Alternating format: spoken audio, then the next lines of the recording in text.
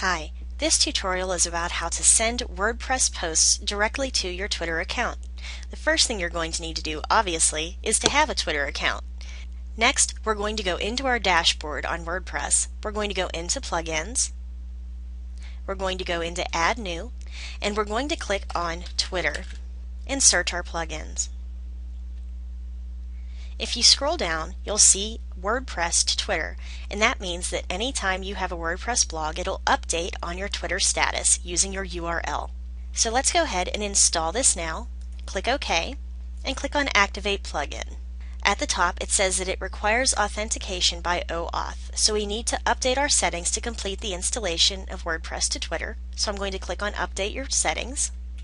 We're going to register this site as an application on Twitter's application registration page by clicking on the link, and we're going to log in with our Twitter account. It's going to take us into a page that says Create Application, and this is going to be WordPress to Twitter. Underneath is the description. My WordPress blog posts will automatically appear on Twitter. And then it's going to ask for the website. So I'm going to put in that information. And then underneath is the callback URL. I don't want the application to use the callback, so I'm going to leave this one blank. Underneath are the developer rules. Once you read through them all, you're going to click Agree, and then fill out the CAPTCHA, and click on Create Your Twitter Application. And it just came up and said I can't include Twitter in the application's name, so I'm just going to put WordPress blog. Scroll down and create my Twitter application. If that name is also taken, I'm going to go ahead and put in the name of my site. Scroll down again, click Create Twitter Application, and now my WordPress blog post will automatically appear on Twitter. I can also go in and use my settings.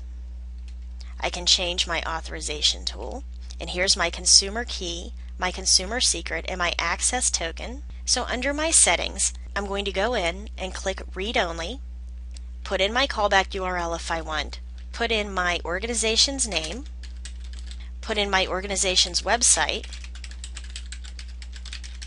and click on Update this Twitter application settings. Next, I'm going to go into the OAuth tool. I'm going to copy my consumer key and paste it into my Twitter consumer key box in my WordPress. And then I'm going to copy my consumer secret and paste that into my WordPress as well. Next, it's going to ask me to copy and paste my access token and access token secret into these fields. So I'm going to click. I'm going to go to my application's details page to get that.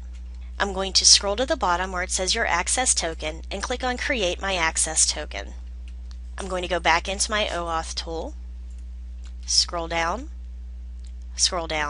and copy my access token tool, paste it in, and then do my access token secret and paste that in, and click on Connect to Twitter. And it says I'm now connected to Twitter. You can come in here and you can disconnect your accounts as well. Now down below it has our basic settings.